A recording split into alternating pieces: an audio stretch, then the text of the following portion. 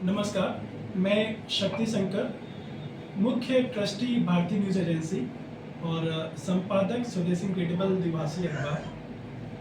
आज जो हमारा कार्यक्रम था वो 28 जुलाई को जो 10 वर्षीय छोटी सी मासूम सी बच्ची का अपहरण करने के बाद से हत्या कर दिया गया था, उसके स्मृति में आज हम लोगों ने 2 मिनट का मौन व्रत रख के श्रद्धांजलि देने का आज हम लोगों ने काम किया।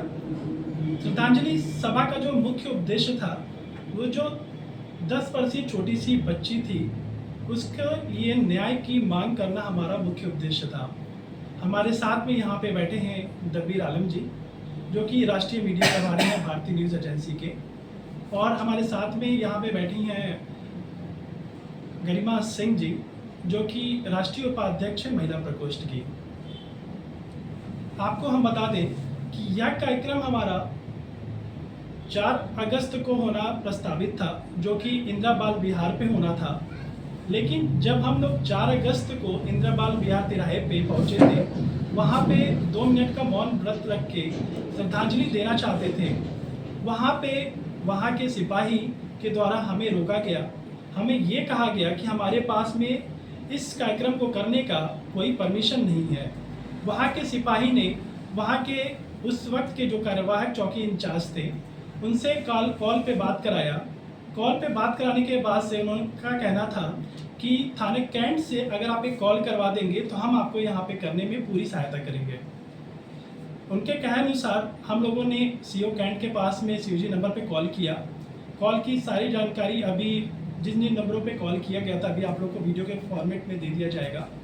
सीओ कैंट के पास में जब हम लोगों ने कॉल किया तो कॉल करने के बाद से उनका कहना था कि हमारे पास में कोई इन्फॉर्मेशन ऐसी नहीं आई है कि आप लोग को श्रद्धांजलि सभा करना है। जबकि एक दिन पहले 3 अगस्त को एलआईयू के पास में इसकी इन्फॉर्मेशन दे दी गई थी कि 4 अगस्त को हम लोग इंदिरा बाल विहार तिराहे पे एक शोक सभा का आयोजन करेंगे जिसमें 2 मिनट का मौन व्रत और श्रद्धांजलि अर्पित करेंगे। ये कोई बहुत बड़ा कार्यक्रम नहीं था, ये एक छोटा सा कार्यक्रम था, क्योंकि भारतीय न्यूज़ एजेंसी हमेशा पत्रकार हित के साथ जनहित की बात करता है, समाज के मुद्दों को उठाने की बात करता है, समाज के लोगों तक उसकी आवाज़ बन के ऊपर तक पहुंचाने का काम करता है। 4 अगस्त को सीओ कैंट के द्वारा ये कहा गया कि हमारे पास में कोई परमिशन ऐसा नहीं आया है कि आपको ये चीज़ करवाया जाए। ऐसे में अगर आपको बिना परमिशन के करना है तो आप कर सकते हैं, लेकिन क्योंकि हम पत्रकार हैं, हम हर एक चीज़ के लिए हम कायदे कानून से के साथ चलते हैं, इसलिए हम लोगों ने सोचा कि कोई बात नहीं, एक बार बात करके देखते हैं। तो सीओ कैंट के अनुसार हम लोग आगे बढ़ते हुए सबसे पहले हम लोगों ने एलआईयू को कॉल किया एक बार फिर से। एलआईयू के कॉल करने के बाद से उनका कहना था कि हमारा काम होता है सिर्फ इन्फॉर्मेशन देना, तो हमने इन्फॉर्मेशन दे दिया था, लेकिन आप क्या करिए कि आप एडीएम से बात करिए। हम लोगों ने फिर एडीएम के पास में कॉल किया, सिटी एडीएम के पास में। एडीएम का कहना था कि उस दिन राज्यपाल आई हुई थी गोरखपुर में, तो इंस्टेंट वो परमिशन नहीं दे सकते थे। उनका कहना था कि आप जो है एसपी सिटी से बात करिए। हमने एसपी सिटी से बात किया। एसपी सिटी का कहना था कि हमारे पास में ऐसी कोई इन्फॉर्मेशन नहीं है, इसलिए आप थोड़ा सा इंतज़ार करिए, मैं चेक करता हूँ। हम लोगों ने उनका इंतज़ार किया, कॉल का इंतज़ार किया कि उनका कॉल आएगा, लेकिन कॉल नहीं आया। आधे घंटे बाद हम लोगों ने पुनः कॉल किया, लेकिन आधे घंटे बाद भी उनका सेम रिस्पॉन्स था, अभी हम चेक करके बताते हैं।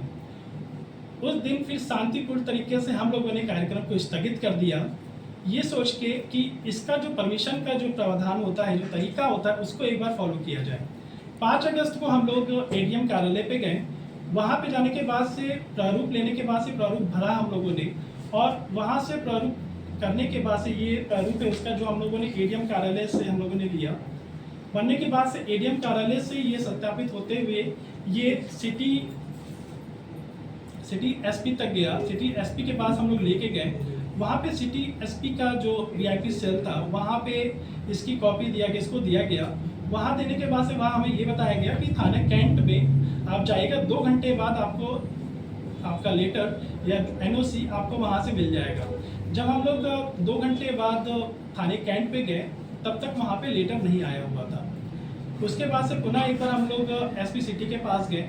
वहाँ पे जाने के बाद से उनका ये कहना था कि डाकिया जो है वो शाम को लेके जाता है लेटर, इसलिए आप लोग अगले दिन जाके एक बार थाने कैंट पे जाके वहाँ से आप लोग प्राप्त कर लीजिएगा। अगले दिन पुनः 5 तारीख को 6 अगस्त को हम लोग एक बार थाने कैंट गए।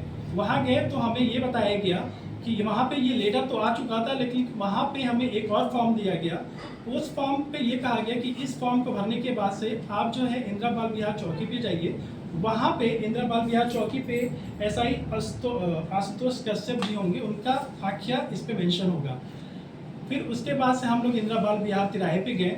समय था 1 बजे। 1 बजे से लेकर 1:30 बजे तक हम लोग इंदिरा बाल विहार तिराहे पे थे, लेकिन वहाँ पे चौकी पे ना कोई सिपाही था, ना कोई वहाँ पे इंचार्ज था।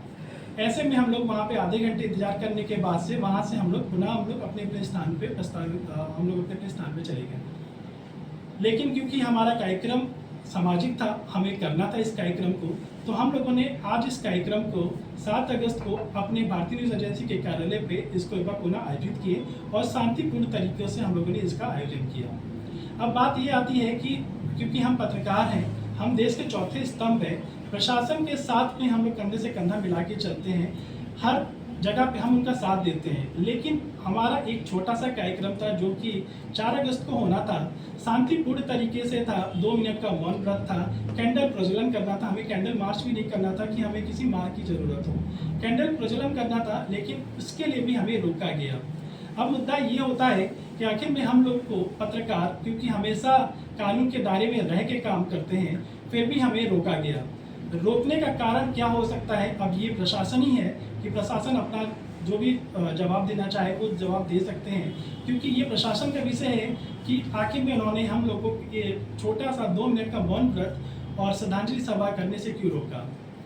रही बात कि अभिषेक यादव, जो इसका आपराधिक मामला पहले भी रह चुका था, पहले ही सजा काट के आ चुका था, सजा काटने के आने के बाद से भी पुनः उसे डायल 112 में उसे रखा गया, महिलाओं की सुरक्षा के लिए रखा गया, एक व्यवस्थित व्यवस्था में रखा गया। तो आमतौर पे कोई अगर प्राइवेट जॉब करता है या सरकारी जॉब करता है, उसके पूरी तरीके से जांच की जाती है। तो यहाँ पे एक बार पुनः उन्हें रखते हुए क्या प्रशासन ने इसका जांच नहीं करवाया था। और दूसरा मुद्दा ये आता है, जब पुलिस से ही अगर महिलाएं सेफ नहीं रहेंगी, बच्चे सेफ नहीं रहेंगे, तो आम इंसानों का क्या होगा। धन्यवाद।